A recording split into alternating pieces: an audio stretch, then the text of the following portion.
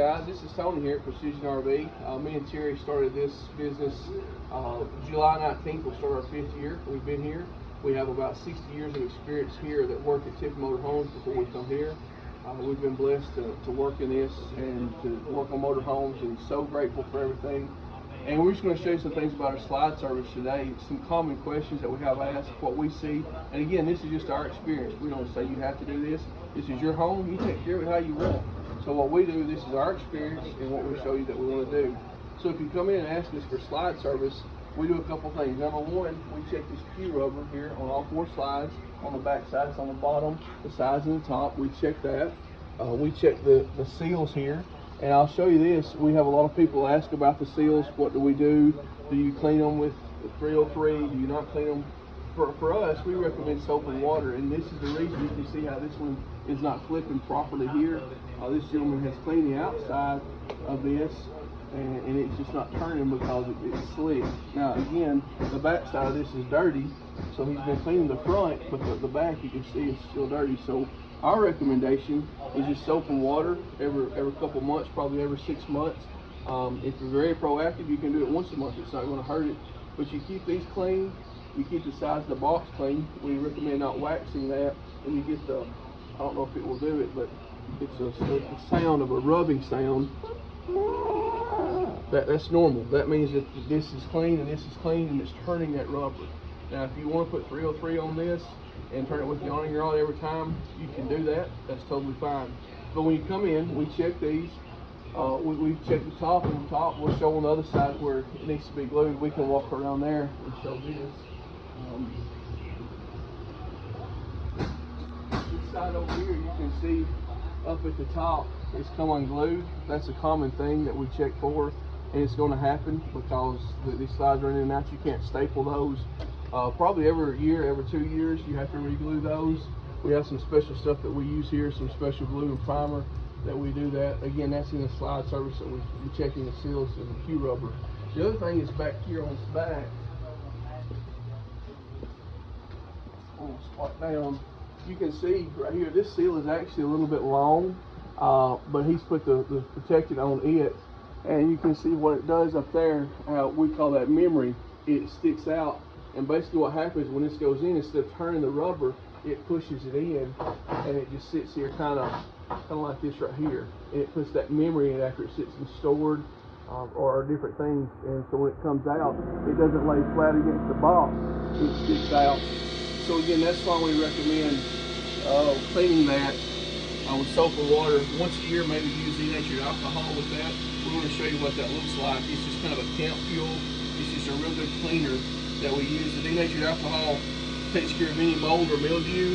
It also evaporates clean, and it cleans that really good. It helps dry that out a little bit.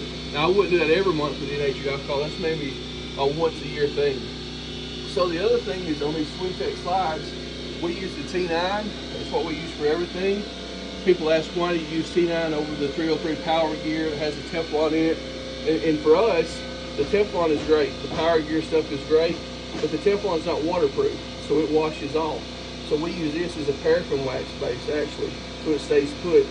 So we will actually, these dive boards here, we'll talk about this too. We check the dive boards, and the shims are up under here. I don't know if you can get that. That's where your shims are at. In a slide inspection, we check those, and we check the dive boards, and we will lubricate just a little spray under here. This runs on top of that. That helps out. On the front side that are hydraulic. On these back ones, under here, these are kind of difficult to get to, but you can see where your roller is at. And a lot of people, they don't lubricate these, but if you push this down, you can get to the sides of the roller. On each side, they have little tick marks that stick out, and you lubricate those on these SwingTech slides back here, each one. And then back here on the back track, we don't lubricate the track here, but we lubricate inside here. And underneath here, there's a wheel. I'll pull that back. You can see there's a Teflon wheel in there, and we lubricate under the bottom right here with the T9. And a lot of people want to lubricate the motor up there. That's fine, but for us, just the 4 tracks, top and bottom on both sides, and the rollers is how we lubricate this. We check the Q rubber back here, we check the seals here, we check the operation. And I will say this, that if you're on the Swintex, if you're experiencing a popping sound, like a pop, pop, pop, pop when it comes all the way in or all the way out, we see, again, this is our experience from holding that button down for too long. Everybody tells you to hold the button down for 5 or 10 seconds. For us, what we've seen after changing 300 racks is that when you hear those things time out, they'll go, whoop, you let off the button. If you continue to hold it down, it will, there's a steel cog in here that runs this track, and it bites this aluminum frame, and that's that popping, is that it's pushed it, it's bit into it. Now, if these were manufactured to spec and there was no gap and everything was perfect, you could hold the button all day. But I've not found anything man-made that's perfect, especially Tiffin Motor Homes. So we encourage you to be proactive with that. And again, it's your choice what you want to do, how you want to do that. But for us, after we change these out, we've found it's better to, when you hear those things time out, to let off the button. Also too, people ask, can you stop? You can stop the slides, but you want to go full travel out and in if you can. The worst thing is to come out halfway and then go back in. So we want you to go full travel if you can. We tell everybody lubed, synced. If you keep these things lubed, you keep them synced, and you keep it level. Lubed, synced, and level. You shouldn't have any issues with the Swintex. Now there's going to be anomalies and things that happen, and you know we have had the honor of changing out many of these, and that's just something that we do here. And we can help you. If you have a question, you can call Mike and he can help you with that. But again, in the slide service, we get back to that. We lubricate this, we check the operation, we lubricate the rollers, we check the seals, we check the Q rubber, we check these seals here, and we clean those if they need to be cleaned. And something else that we do, I didn't walk here, I'll show you, is that we have a lot of people ask about the marks on the floor. We didn't talk about this earlier, but what we've learned is those rollers, they're Teflon. They get embedded with dirt and debris, and it comes from the troughs. And we will actually move these in.